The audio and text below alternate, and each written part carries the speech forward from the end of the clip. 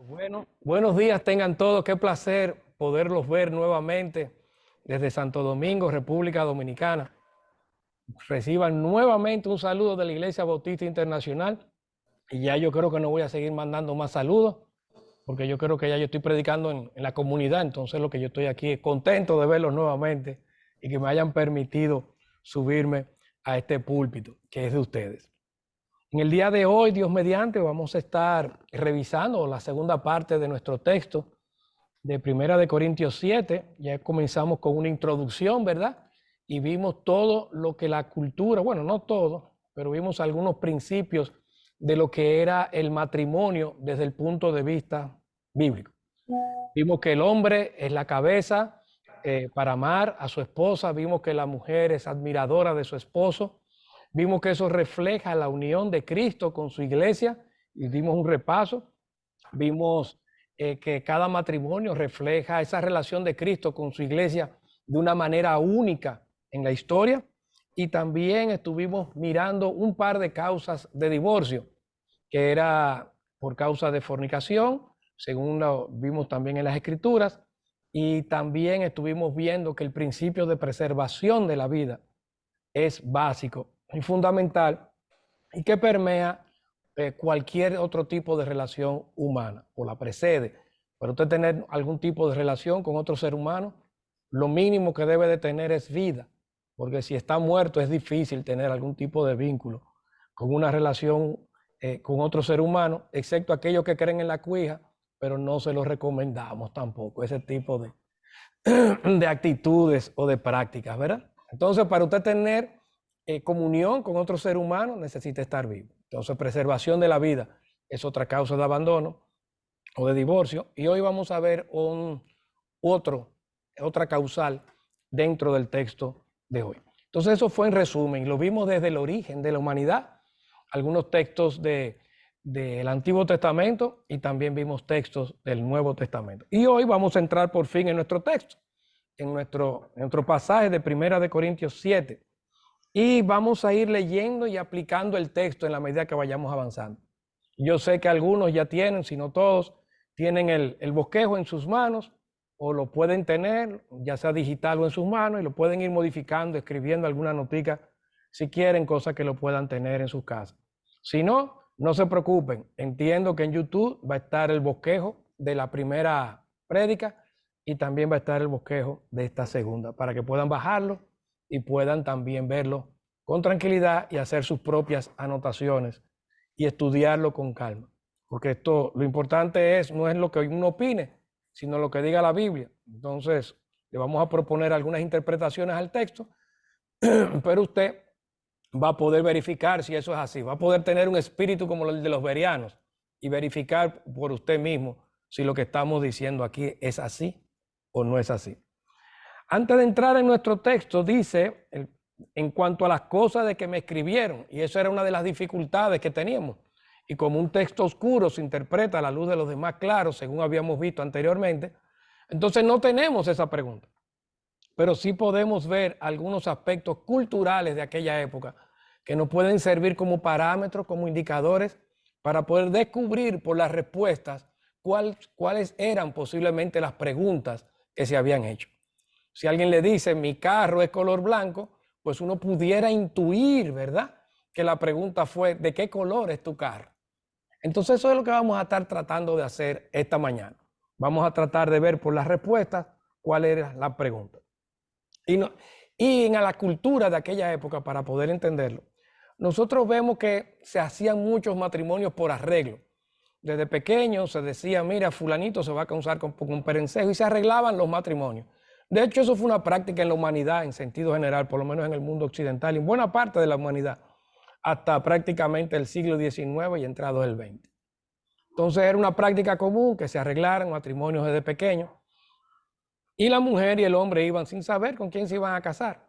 Específicamente en el mundo grecorromano existían estas tendencias de personas ascetas o entusiastas espirituales, con los cuales ellos decían que en el matrimonio ellos podían separarse, ¿verdad? Brevemente, se podían separar, o no tan breve, por largo periodo, para poder dedicarse a adorar a una deidad. Entonces se separaba al esposo, la esposa, y se iban a adorar estas prácticas religiosas.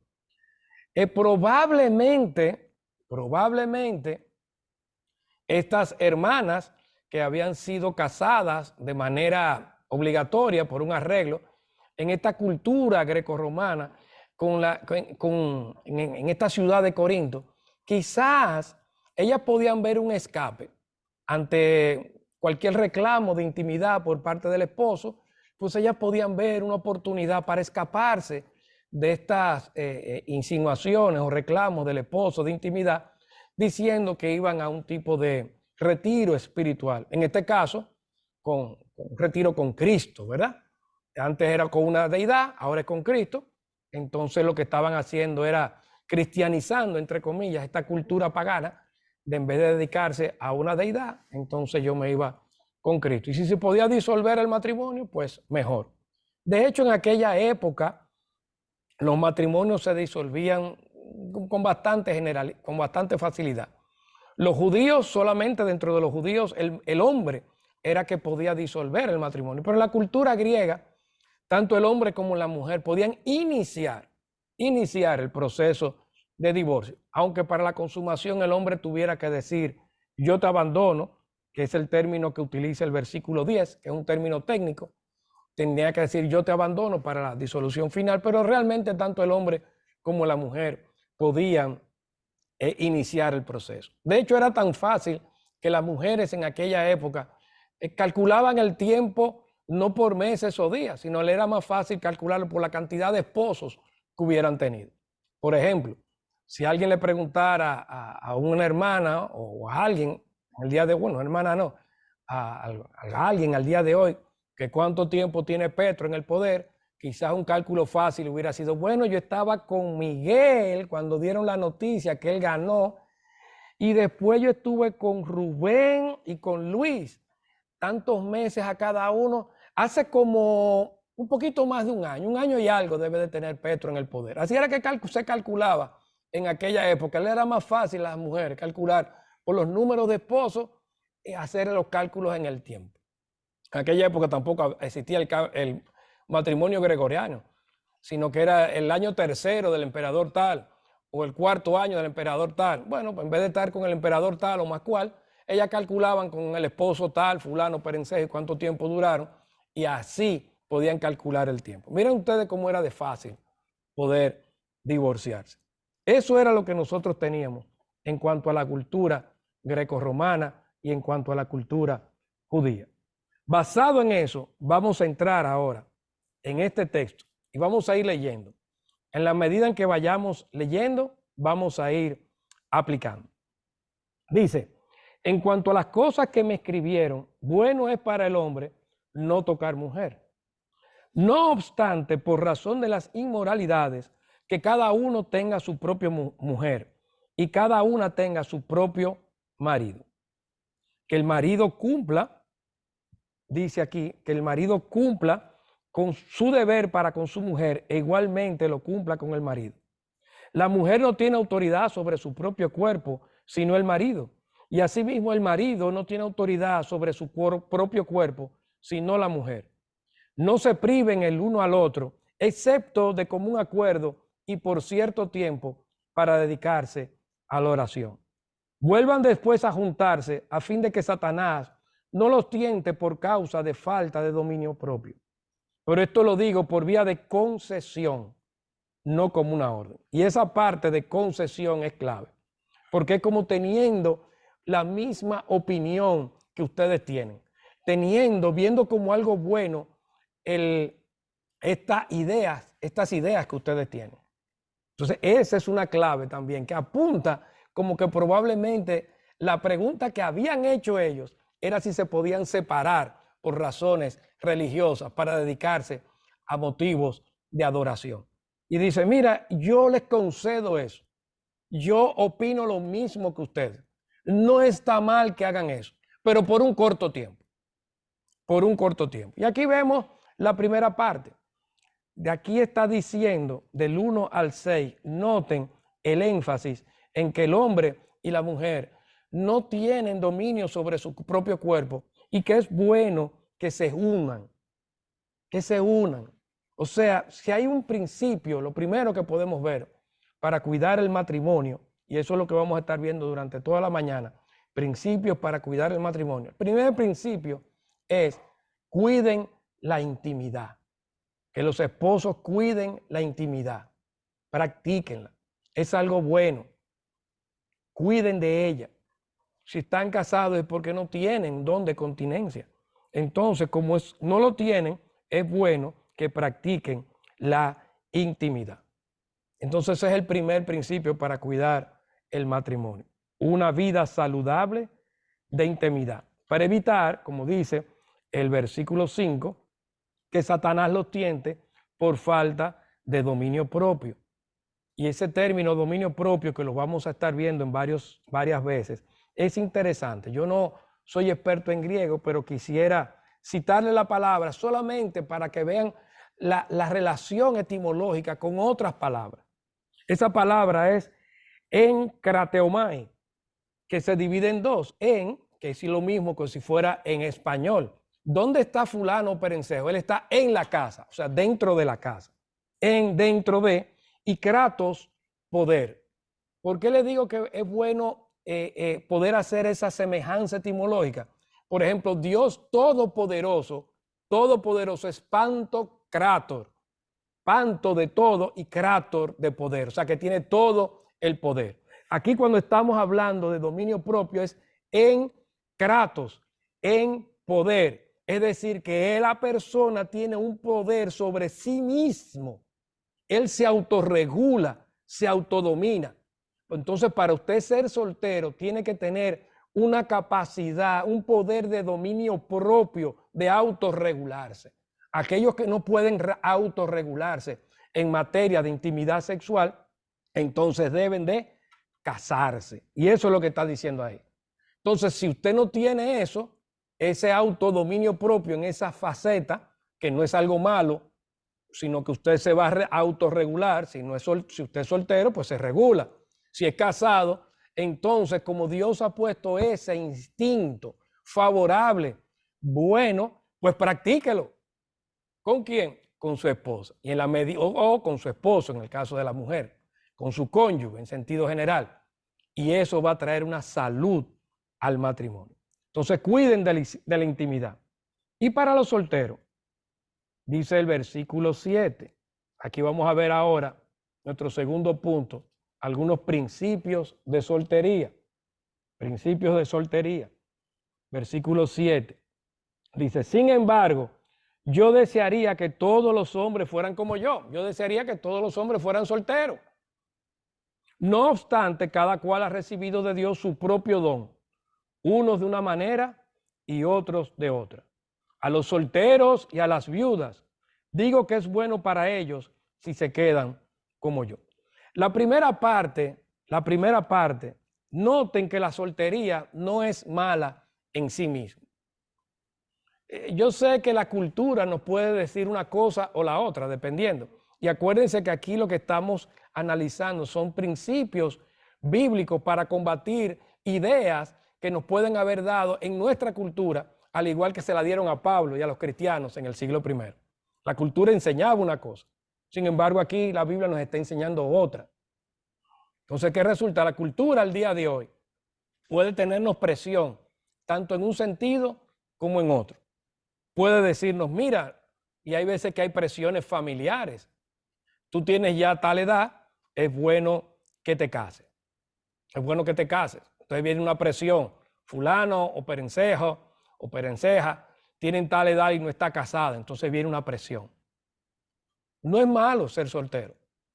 No es malo. De hecho, Adán, después de la creación, que concluye la creación, Adán estaba soltero. Y la declaración del Señor cuando vio toda la creación dice que todo lo que había hecho era bueno en gran manera. No dice ninguna versión que yo conozca, excepto Adán, que el pobre le faltaba algo, estaba soltero. El pobre infeliz. Después todo el mundo tenía menos el infeliz de Adán. No, dice que vio la creación y todo era bueno en gran manera, incluyendo al soltero de Adán. Que después Dios le hizo a Eva. Sí, eso es otra historia, eso va a seguir. Pero mientras tanto, no era malo que él estuviera solo en ese momento. Entonces la soltería no es mala en sí misma. De hecho, mira algunas ventajas de la soltería, algunas razones. Dice el versículo 32, el soltero se preocupa por las cosas del Señor. Y en el 34 también habla de la mujer que no está casada. Dice que se preocupan por las cosas del Señor. Entonces hay una ventaja también en la soltería en ese momento, cuando la persona está en espera de conseguir a su cónyuge, que puede involucrarse más en las cosas del Señor. Porque después va a tener que sacar tiempo, lo cual está muy bien, para su casa, para su cónyuge, para sus hijos, etc. Pero si está soltero, va a tener mucho más tiempo, soltera, va a tener mucho más tiempo para las cosas del Señor. Entonces, es una ventaja también la soltería. No obstante, para que no se vayan hacia el otro lado, aquí Pablo va manteniendo un balance en todo momento. Dice el versículo 28, si te casas, no has pecado. Es decir, mira, si tú eres soltero, no hay problema, o soltera, no hay problema. Eso es inclusive hasta es una ventaja porque vas a poder dedicarte más a las cosas del Señor. Pero si te casas, está bien, es perfecto. De hecho, eso es el diseño original de Dios para el hombre y la mujer, el diseño normal de Dios para el hombre y la mujer, excepto para algunos a los cuales Dios le ha dado un dominio propio y le ha dado un don de continencia para servicios especiales. Pero si no es tu caso, no hay inconveniente, no hay inconveniente. Puedes casarte tranquilamente, que eso no es malo. Versículo 9. Pero si carecen de dominio propio, si tú te analizas y dices, no, mira, yo no tengo ese don especial de continencia realmente, pues cásense, cásense. Dice que mejor es casarse que quemarse. Y quemarse aquí no lo dice como en un sentido malo, sino como este sentimiento profundo, interno, de que yo quiero tener intimidad con alguien, de que yo quiero tener un cónyuge, que yo quiero tener compañía. Pues no hay inconveniente. En vez de tú autoponerte, imponerte una disciplina antinatura de que no te permitas casarte, pues cásate. Es mejor casarte que estarte quemando si tú ves que no tienes el don de continencia. ¿Está muy claro? Ahora, ¿cómo me voy a casar? ¿Con quién? Fíjate que el versículo 39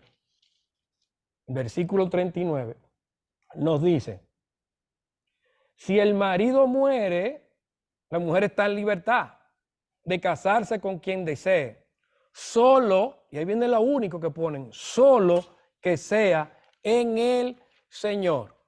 Soltero, viuda, divorciado, lo que sea, ahí hay un principio escritural. Si vas a comenzar tu vida nuevamente, que sea en el Señor. En el Señor. Mi hermano, mi hermana, sí. Yo no sé cómo fue lo anterior, pero muchos vienen a Cristo con una vida anterior. Ya vienen divorciados. Entonces, si ya viniste divorciado y te divorciaste por lo regular, porque hubo algo que tú desconocías de algunos principios bíblicos. Ya vimos inclusive cuando los apóstoles, los discípulos dijeron a Cristo, pero esto no es para todos. Y es verdad que no es para todos. Es verdad. Cuida, pero tú no sabías eso. Tú no sabías en los criterios de selección que había que tener para poder elegir a un cónyuge. Tú no lo sabías, pero ya lo sabes. Entonces, si ya lo sabes, cásate, comienza tu vida de nuevo, pero en el Señor. En el Señor. No cometas el mismo error otra vez. No cometamos el mismo error. Ya que lo sabes, comienza una vida diferente en el Señor. Ay, pero que él o ella es alguien muy bueno. Es alguien muy bueno. Yo recuerdo hablando con alguien que una persona me decía que hay veces que en la iglesia no aparecen buenos partidos o partidas, ¿verdad? Porque era como que no había hombres o mujeres con quien casarse. Entonces, no aparecen buenos. Bueno, mira, yo te concedo el punto. Quizás en algunas iglesias no aparezcan buenos partidos. Lo primero es que quizás sería bueno revisarse, Porque si la hermana no es Angelina Jolie, quizás no puede aspirar a un Brad Pitt. Y viceversa también. Si usted no es Brad Pitt, no aspira a una Angelina Jolie. Entonces, ese es el primer filtro que había que ver. ¿Cuáles son las expectativas que se tienen? Quizás son muy grandes. Pero si no, si usted tiene expectativas realistas, ¿verdad? Y no aparece un partido, pues quizás en otra iglesia pueda aparecer. Y hay eventos hasta de solteros que pueda aparecer también. Es probable, es probable. Sin embargo, tengan cuidado, tengamos cuidado, mis queridos hermanos, de que realmente lo que Dios no nos presenta, procuremos que el diablo no nos lo ponga en papel de regalo. Porque hay veces que esos regalos que manda el diablo, cuando uno ve por fuera la envoltura, uno la ve muy bonita, como los regalos de Navidad, con moña, con lazos, muy bonitos. Pero cuando usted abre y ve el contenido, resulta que no fue lo que usted estaba pidiéndole a Santa Claus, el Niño Jesús, los Reyes Magos, quien sea. Usted pide una bicicleta y quizás lo que le están mandando es un pito. Entonces usted dice, caramba, pero estaba muy grande la caja. Yo pensé que era mi bicicleta, era una caja inmediata, una caja inmensa. Pero cuando usted abre y sacude la caja tan grandota, lo que sale es un pito. Entonces no, un silbato también le llaman. Entonces usted dirá, caramba, pero el empaque era más que el regalo. Por lo regular eso pasa así. Cuando usted hace las cosas llevándose no de lo que las recomendaciones del Señor, sino de sus propias circunstancias. Entonces no se desespere. Quizás el Señor le tiene su bicicleta grande, último modelo. Y si no es último modelo, con poco uso, usted verá, usted va a poder cambiarle las gomas y con una manito de pintura va a quedar, mire, como nueva. Sí, Señor. Pero si se desespera y coge el regalo del enemigo, ¿verdad? Para no decir otro término. Si coge el regalo del enemigo, es posible que esa caja grande, hermosa y con un tremendo lazo, que usted crea que ahí está la bicicleta, lo que va a ver adentro es un silbato, un pito, y no es lo que usted está aspirando, porque usted le va a ir mejor con su bicicleta. Usted no va a poder hacer ejercicio montado sobre un pito o un silbato. Crean eso, es más incómodo. Entonces, los viudos, las solteras, a los que se han divorciado bíblicamente, pueden casarse de nuevo en el Señor. Y vamos ahora, siguiendo avanzando la lectura, el versículo 10, que es como un versículo complejo, ¿verdad? Por lo menos ahí es que los predicadores se ganan el dinero, como quien dice, así decimos en República Dominicana. El dinero hay que ganárselo aquí. Bueno, el jugador de fútbol quizás en el penal, cuando está, o cuando el juego está encerrado, empate. Bueno, aquí los predicadores tenemos que ganarnos el dinero aquí en el versículo 10 de este texto. Y ahí está. El versículo 10, hemos visto cómo se hace, los principios para cuidar el matrimonio, cuidando la intimidad. El segundo principio, vimos principios de soltería. Y ahora vamos a nuestro tercer punto, que es volver al diseño original del matrimonio. Miren cómo Pablo lo va manejando en los versículos 10 y 11. A los casados, y recuerden, había muchos matrimonios que se habían casado en aquel momento, que se habían convertido ya casados, ya tenían este bagaje y todos los trasfondos culturales que ya hemos explicado. Entonces, estas personas que ya se habían convertido estando casados y quizás su cónyuge inconverso no. Miren lo que dice aquí. A los casados instruyo no yo, sino el Señor, que la mujer no debe dejar al marido. Recuerdan que hay términos, aquí cuando dice no yo, sino el Señor, no se está diciendo algo en contra de la inspiración de las Escrituras, sino que Pablo se va a la fuente de instrucción. Dice, esto no es algo que ha sido invento mío, sino que yo lo escuché del Señor. Fue el mismo Señor que lo enseñó así. ¿Y qué fue lo que enseñó al Señor así? Lo que vimos el domingo anterior. Todo eso lo vimos ya en el domingo anterior. Tú no puedes, el hombre y la mujer no pueden divorciarse por cualquier cosa.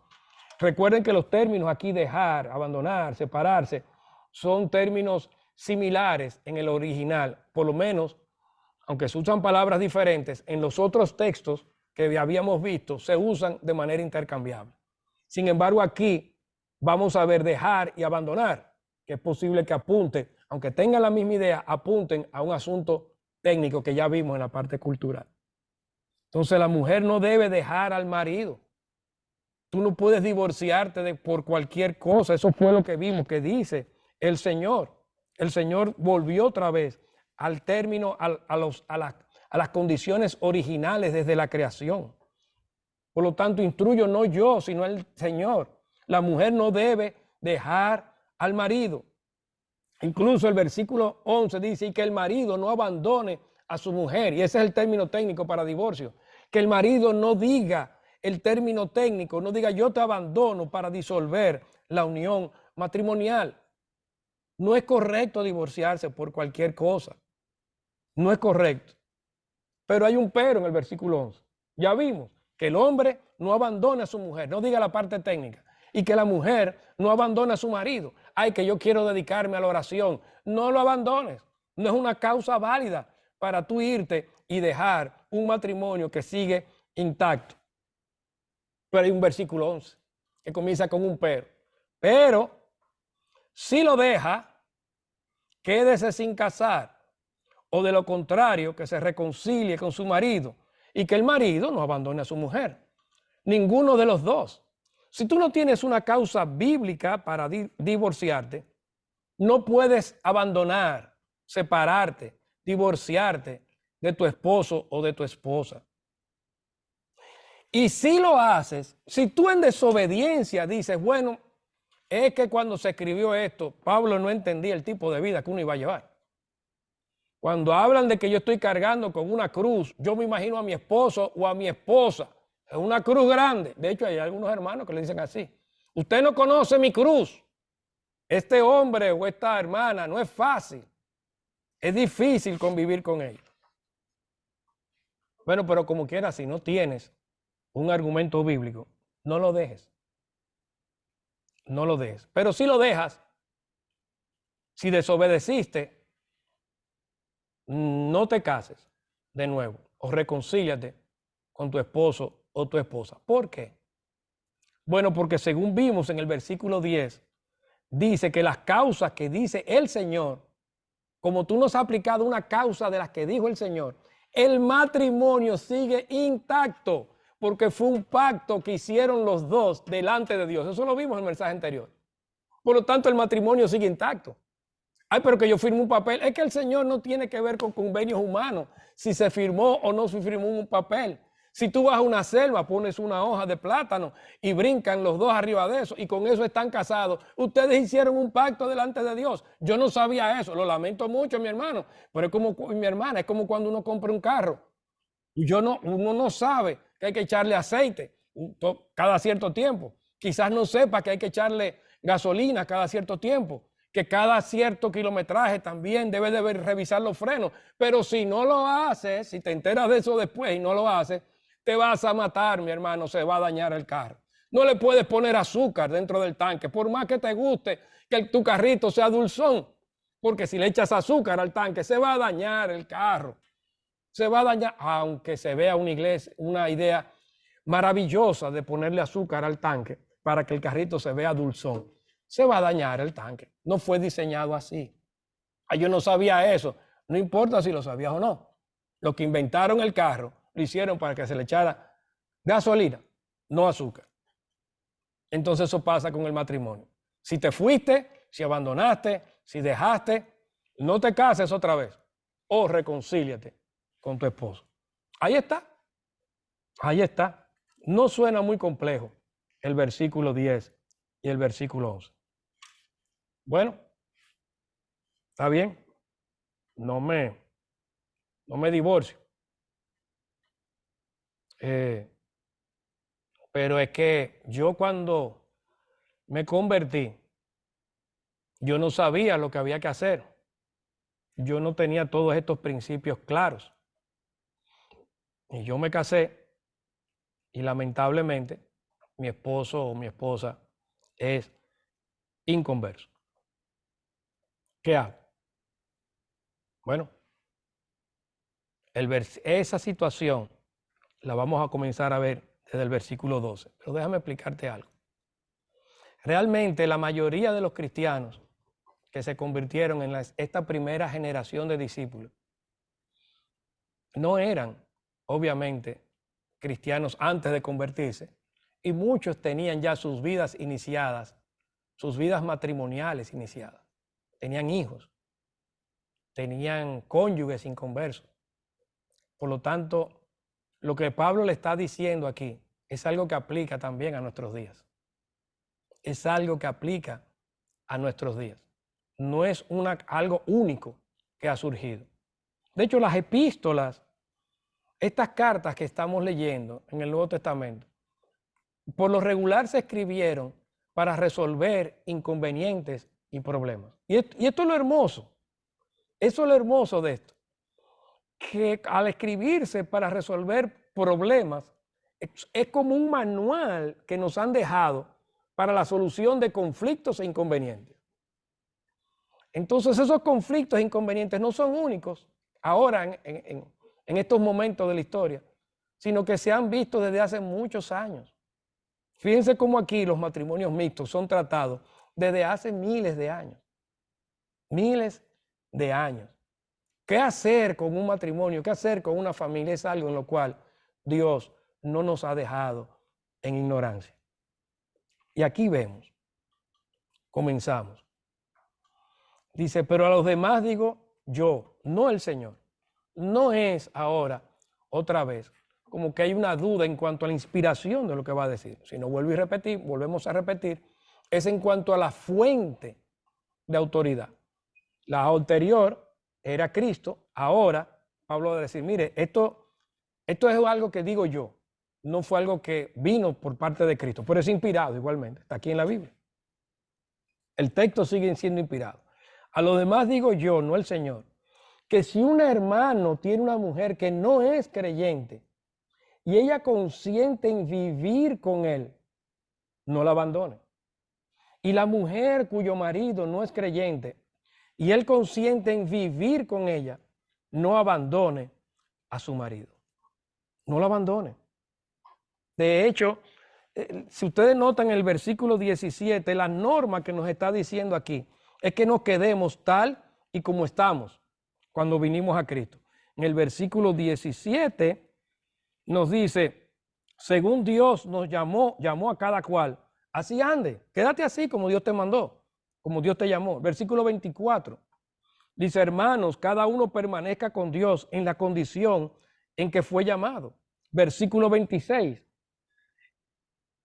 bueno es que el hombre se quede como está. Dios te llamó de una forma, fíjense como 3 veces se repite en el capítulo. Quédate así, quédate así. Hasta los esclavos, no te dé cuidado tu condición, pero si puedes ser libre, procúralo más.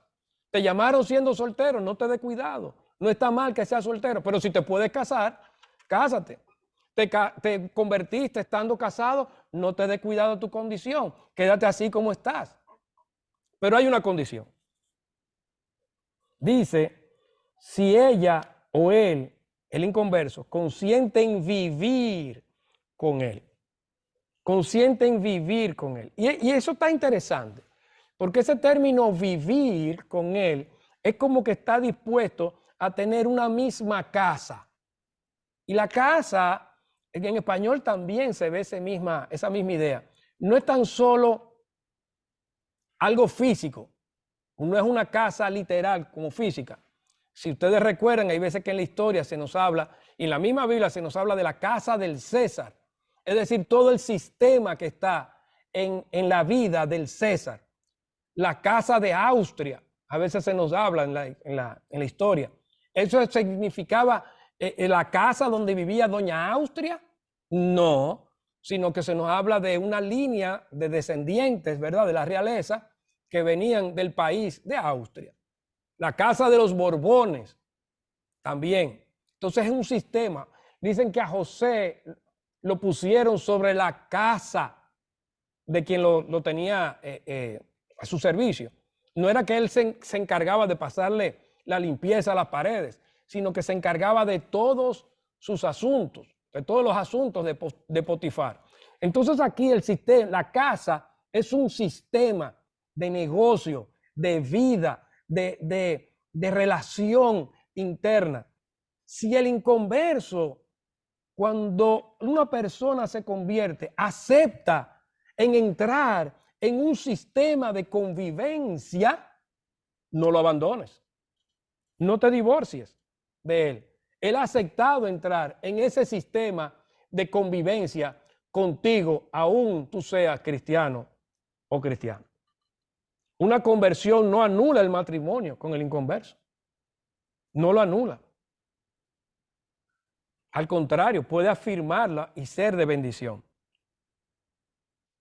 Dice versículo 15, o mejor dicho, seguimos leyendo el 14, da la razón el 14. ¿Por qué mantenernos con el cónyuge inconverso? Porque, noten cómo comienza, da la razón. Hay una relación causa-consecuencia. Porque el marido que no es creyente es santificado por medio de su mujer. Y la mujer que no es creyente es santificada por medio de su marido creyente. De otra manera, sus hijos serían inmundos, pero ahora son santos. Ahora son santos. ¿Qué significa esto? Que el creyente puede traspasarle una santidad. Hay algo implícito aquí, como que hay un objeto que si uno le pone la mano ya es santo. No, esa no es la idea. Término santo significa que uno se separa del mundo para estar solamente dedicado al Señor. Entonces, si tú te vas a quedar casado con tu cónyuge inconverso, es para santificarlo a él. Es para ayudarlo a él a estar separado del mundo, y porque él ha aceptado eso. Él ha aceptado convivir, estar dentro de ese sistema. Entonces, la idea es que tú lo vas a ir ayudando a él, a que él sea santificado, sea separado del mundo para que se acerque más a Dios. Tus hijos, tú vas a estar ahí en el medio para ayudarlos a ser un poquito más separados del mundo para estar más cerca de Dios. No para que ellos sean condenados, sino más bien para ayudarlos a salir de ahí, de este mundo de tinieblas y que puedan acercarse un poquito más al mundo de la luz. Esa es la razón por la cual nos quedamos con nuestros cónyuges inconversos y que el cónyuge inconverso acepta entrar en ese sistema, en esa casa, en esa forma de vida familiar. Es para eso que nos quedamos, para crear una atmósfera santa, no ayudar a una atmósfera diabólica. Ay, pero que usted no conoce la casa, aquí no se adora al diablo. Mi hermano, si no se adora a Dios, se adora al diablo. Eso es lo que dice en la Biblia. Dice, Cristo decía, mira, el que conmigo no recoge desparrama. No, yo estoy sentado en las gradas. Yo ni juego fútbol, ni pito. No. O tú eres del equipo A o eres del equipo B. O estás con el Barça o con el Real Madrid. Pero no puedes estar de que no, yo no aplaudo a ninguno de los dos. Yo soy de Millonarios o de... No. Tú estás con Millonarios o estás con el equipo contrario, pero no puedes estar sentado en la grada solamente mirando el juego como espectador. Eso es lo que dice Cristo. El que conmigo no recoge, desparrama. Ustedes son luz o son tinieblas. O están con Dios o con el diablo. Ay, pero qué mentalidad tan retrógrada, tan cerrada. Bueno, eso es lo que dijo Cristo. Eso es lo que dijo Cristo. Entonces nuestro lindo o linda inconverso es inconverso. Y si nosotros lo amamos, tenemos que ayudarlo tanto a él como a nuestros hijos a que sean del Señor, no a que sean del diablo. Muchas veces viene la presión.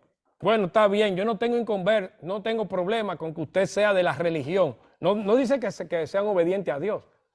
Porque desde que uno dice que sea obediente a Dios, lo pone a uno en un estado de desobediencia, ¿verdad? Entonces hay que utilizar bien los términos, o por lo regular los inconversos lo usan bien. Yo no tengo problema de que tú vayas a la iglesia o de que tú seas de la religión, con tal de que no te vuelvas fanático o fanática. Yo iré a la iglesia si quiero, tú te vas, pero eso sí, que sea 15 minutos, los domingos, 15 minutos, y va bien. Y los hijos me lo dejan aquí, que yo les voy a dar clases intensivas de vallenato todos los domingos. Todos los domingos en esta casa hay clases de vallenato. Por lo tanto, ve tú. Y obviamente cuando nosotros salgamos, yo salía antes 2 veces a la semana a bailar contigo, alguna parranda, ¿verdad? Pero ahora vamos a ir 4 veces a la semana para celebrar tu conversión. Y esas parrandas van a ser hasta la madrugada, vamos a beber bastante aguardiente y fiesta, caramba, en todo momento. Y nuestros hijos también, le vamos a enseñar, además de vallenato, le vamos a enseñar también dembow, para que ellos bailen dembow o cualquiera de estos ritmos modernos que están, no sabemos. No soy muy ducho, pero cualquiera de los ritmos que hay, pues lo ponemos ahí. Mi hermano, mi hermana, si uno entra en ese tipo de vínculo, tú no estás trayendo santidad al sistema. Lo que el esposo, el cónyuge inconverso está trayendo es tinieblas al sistema. Tú estás entrando en el sistema de tinieblas de tu cónyuge. Tú no estás trayendo a tus cónyuges o a tus hijos al sistema de luz que tú acabas de conocer. Ay, pero que yo me lo quiero ganar por el Señor. Si te lo vas a ganar, primero tú no te lo vas a ganar, es Dios que lo trae a conversión. Pero si lo vas a traer a conversión, tiene que ser que Él vea que vale la pena lo que tú acabas de recibir. Porque si Él nota que lo que tú acabas de recibir no es prioritario ante el vallenato, el dembow, la parranda, el aguardiente, cualquier tipo de cosa, tú no has recibido la gran cosa. Porque Él está viendo tu testimonio. Y los hijos tuyos también cuando lo vean, mamá, papá, fueron cristianos, sí, pero ellos bebían mucho, ellos iban a sus parrandas, ellos bebían su alcohol, ellos eran borrachos los dos. Por lo tanto, lo que ellos recibieron no es que valga mucho la pena, eso es secundario, es secundario. Es difícil. Dice, para santificarlo. Santificarlo. Yo te quiero poner un ejemplo de una pareja que yo conocí hace muchos años. Yo no estoy diciendo si lo que hicieron estuvo bien o mal, pero en ese momento, en esa época en particular, fue interesante lo que ellos hicieron. Ella se convierte, los dos estaban casados, él era gerente de un banco, si mal no recuerdo, y estaban casados, y él acostumbraba, no era una cosa del otro mundo, sino ellos salían a almorzar y él era dado a la bebida alcohólica. Y parece que hasta su estimulante, su sustancia prohibida llegó a consumir también, o llegaron a consumir los dos. Y era algo normal. Y un día, ella se convierte y él le invita. Le dice, mira, vamos a salir a almorzar.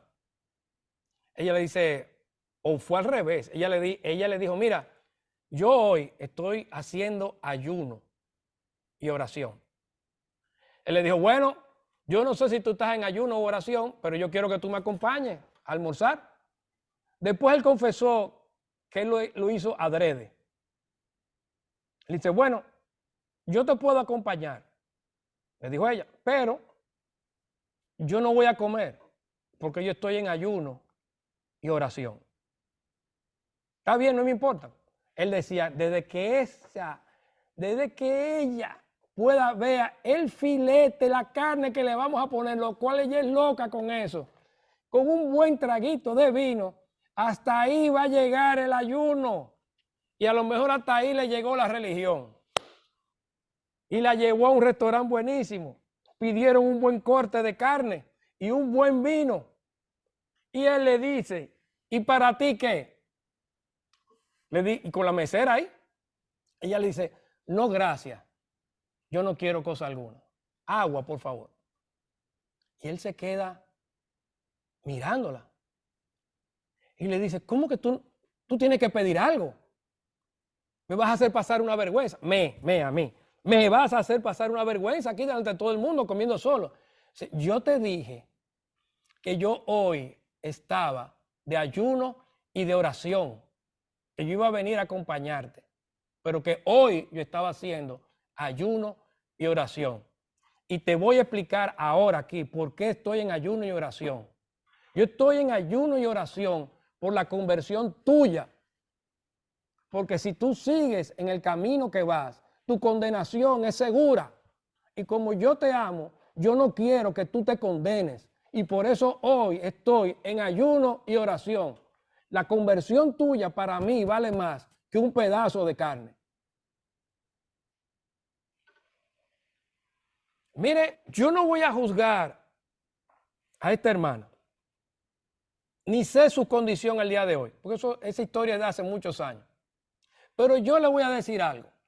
Esa hermana con los hechos demostró que lo que ella había alcanzado era superior a su esposo y sobre todo a la carne, el vino o a cualquier pachanga. No sé si se dice allá pachanga. Si dice pachanga me pueden hacer así. Si es un término, sí, parece que me entienden. Perfecto. Entonces era superior a eso. Pero lo demostró. Lo demostró. Y si es verdad que nosotros hemos encontrado a Dios, su comunión, que vale la pena, que eso es lo más grande que nos ha pasado, nosotros tenemos que demostrarlo. Porque ellos van a venir a donde aquí a Dios, cuando le estamos mostrando que Dios no es más grande que lo que ellos tienen. Yo creo que lo puse en este mismo púlpito como ejemplo una vez de un joven cristiano, que una joven bonita, inconversa, se enamoró de él. Y digo bonita porque es más fácil la historia si la joven que se enamora de él era fea. Pero no, en este caso era una joven bonita. Y él le dijo, mira, ella le dijo, mira, si es por el problema de que no podemos, porque tú eres creyente y yo no, yo estoy dispuesto a convertirme por ti. Miren qué oferta tan buena. Pero el muchacho no era tonto y sabía que no todo lo que brilla es oro. Y él le dijo, esa es la diferencia entre tú y yo. Tú estás dispuesta a dejar lo que tú tienes por mí, pero yo no estoy dispuesto a dejar lo que yo tengo por ti. Esa es la gran diferencia.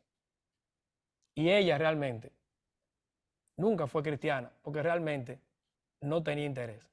Si nosotros hemos encontrado la perla del gran precio, demostrémoslo.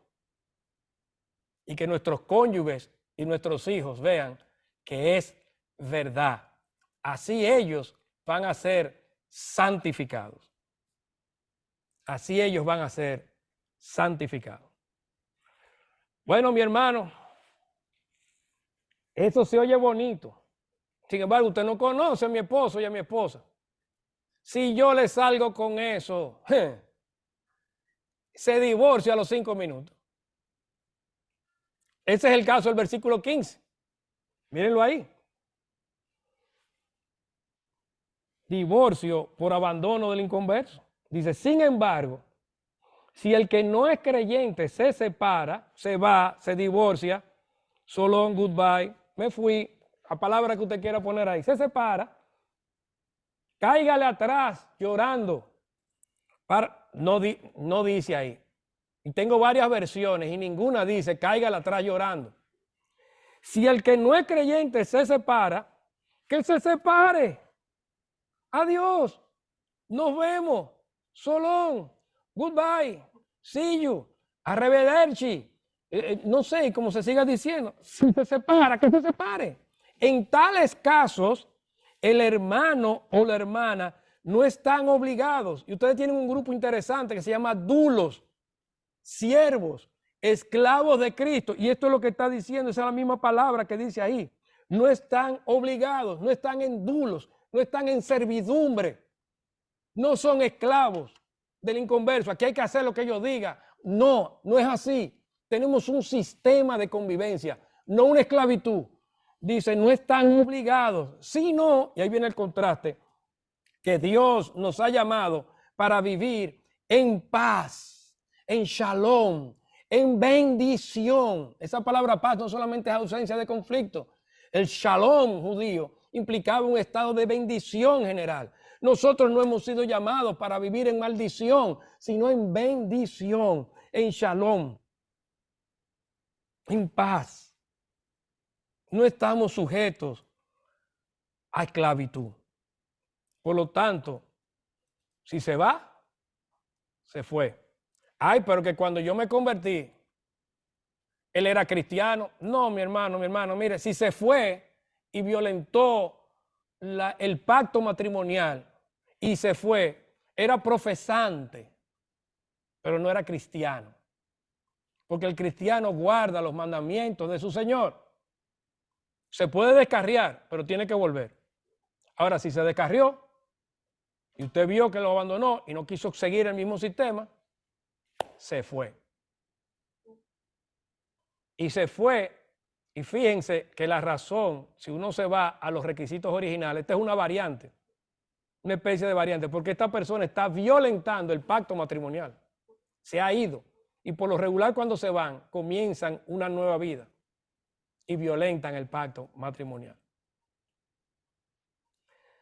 Mi hermano, mi hermana, uno ve todo esto y nosotros hemos visto al día de hoy principios para cuidar el matrimonio, vimos que debemos de cuidar la intimidad, vimos algunos principios de soltería, que la soltería no es mala en sí mismo, sino que hay razones, uno puede dedicarse al Señor con más facilidad. Vimos cómo volver otra vez al diseño original del matrimonio. Vimos algunas razones que hacer con matrimonios mixtos y cómo el cónyuge inconverso acepta en convivir con el creyente dentro de un mismo sistema familiar, no una servidumbre. Y hemos visto también otra causa adicional, que es un divorcio por abandono del inconverso en los matrimonios mixtos. Usted dirá, eso se oye muy bien, pero usted no conoce la cultura. Es muy duro vivir así. Mi hermano, mi hermana, yo sé que hay razones particulares y que cada caso hay que verlo de manera individual, ver los pros y los contras. Yo sé que sí. Pero créanme, mis hermanos, que a nosotros nos va a ir mejor si nos llevamos de lo que Dios dice que de lo que Dios no dice. Estos principios están dados, y valga la redundancia, fíjense que aquí habla de matrimonios mixtos, ya llegados, no nos habla de buscar pareja en el mundo. Pero todo esto que estamos diciendo aquí, nos va a ir mejor si nosotros nos llevamos de la opinión de Dios. Si usted tiene dudas al respecto, note que lo que hemos dicho está en la Biblia. Yo sé que en estos tiempos con usted decir solamente, yo no estoy de acuerdo, ya con eso todo lo que hemos hablado ya se cae por el suelo, porque es solamente un asunto de opinión. Pero si usted pone su opinión por encima de la Biblia, créame que a Dios no le interesa nuestra linda opinión. A Dios le interesa lo que Él dice, no nuestra opinión. Yo les puedo testificar, y ya con lo que le dice la Biblia es suficiente, pero yo les puedo testificar que en 43 años en este camino, yo no conozco un solo matrimonio que le haya ido bien haciendo las cosas contrarias a lo que diga la Biblia. No lo conozco. De verdad. No sé si hay un poquito más de memoria y puede aparecer alguna excepción, pero no lo conozco. No conozco tampoco a ningún predicador que pueda decir lo mismo, algún predicador serio de peso. No lo conozco. Ni en República Dominicana ni fuera de República Dominicana. No conozco. No conozco libros ni comentarios que puedan decir lo mismo. Serios, obviamente. Pero si todos estos testimonios no valen la pena y tú dices, mira, con todo y todo hay que hacerle caso a la cultura, date un paseo por la Plaza Bolívar, allá en Bogotá. Mira la Quinta de Bolívar también. Un día que vayas a subir a Monserrate, sube allá. Cuando subas o bajas, pasa por la Quinta del Libertador. Y ahí tú vas a encontrar, en la zona colonial de Bogotá, también vas a encontrar algunas casas antiguas. Vas a acordarte que el Libertador en una época quiso fundar y fundó la Gran Colombia, y eso duró muy poco. Ya los principios y las ideas de la Gran Colombia no existen, o por lo menos ya no se aplican. El Imperio Español, que es parte de lo que vas a ver ahí, con esas ruinas y casas viejas, ya no existe. Si te vas a Cartagena, vas a ver casas preciosas. La mejor zona colonial que yo he visto es la de Cartagena, allá en Colombia. Y está preciosa. Eso fue del Imperio Español. Ya el Imperio Español no existe, ni sus ideas tampoco. Si en Cartagena ves la casa de Drake, eso fue símbolo del Imperio Británico. Ya el Imperio Británico no existe. Y así vas a ir viendo cultura tras cultura que decía cómo se debían de hacer las cosas, y ya eso no existe. Sin embargo, nosotros hemos visto que desde el comienzo de la humanidad, Dios ha dicho cómo deben de hacerse las cosas. Y si lees Deuteronomio 4, 5, 6 y 7, ahí Dios dice, llévate de mí para que te vaya bien, no para que te vaya mal, para que te vaya bien y largura de días tengas, para que puedas vivir mucho y bien. Llévate de mí. Y todos esos imperios que ya se fueron con sus ideas, se fueron. Y la Biblia sigue diciendo exactamente lo mismo. Y tenemos testimonios al día de hoy de gente que les va mejor conforme al diseño de Dios que conforme a la cultura que nos rodea. No me hagas caso a mí. Forma tu propia opinión, mi hermano, mi hermana y oyente que nos pueda ver. Fórmate tu propia opinión. Mira, estudia las escrituras y mira a ver si lo que hemos dicho aquí es cierto o no. Y si no le crees, créate a ti mismo. Date una vueltecita y mira, como decía una poetisa dominicana, Salomé Ureña de Enríquez, hablando de nuestra zona colonial. Decía, del pasado esplendor, reliquias frías. Eso es todo lo que quedan de esos imperios, de esas culturas y de esas ideas. Lo único que queda son reliquias frías. Sin embargo, nuestro Señor es un Dios vivo que hace cosas nuevas y está haciendo caminos nuevos al día de hoy con las vidas tuyas y mías. Cada día hay personas nuevas. Cada día hay personas muertas que son revividas para tener vidas nuevas y abundantes con el favor de Dios. Del pasado esplendor, reliquias frías. Y de estas ideas y de estas presiones culturales, en unos años serán también reliquias frías. Y como ves, no hay muchas cosas de las que están diciendo ahora que sean modernas o nuevas. Hay muchas historias que ya son viejas de hace miles de años. Pero nuestro Señor sigue siendo de bendición, de luz y abriendo caminos en nuestros días. Que Dios los bendiga, mis hermanos, y si me permiten, concédanme orar al final. Señor que estás en los cielos, gracias, Padre, por darnos principios en las Escrituras que nos permiten andar en tus caminos. Te quiero rogar, Padre, que tú nos concedas a todos los matrimonios aquí presentes, a que podamos seguir apegados a tu palabra, oyendo la voz de lo alto. Ayúdanos, Señor, porque nosotros sabemos que no importa cuál sea nuestra condición, nosotros tenemos esperanza en ti, de que tú puedes restaurar matrimonio. Tú puedes traer cónyuges inconversos a la luz. Tú puedes traer nuestros hijos inconversos a la luz, a nuestros nietos. Nuestros hogares no están perdidos, ni nuestros matrimonios. Vale la pena luchar por ellos con el poder y la fuerza de lo alto. Danos de esa fuerza, Señor. Danos de esa fuerza. Que hoy sea un día de bendición, de shalom, abundante para la comunidad y para cualquiera que oiga este mensaje. En Cristo Jesús. Amén.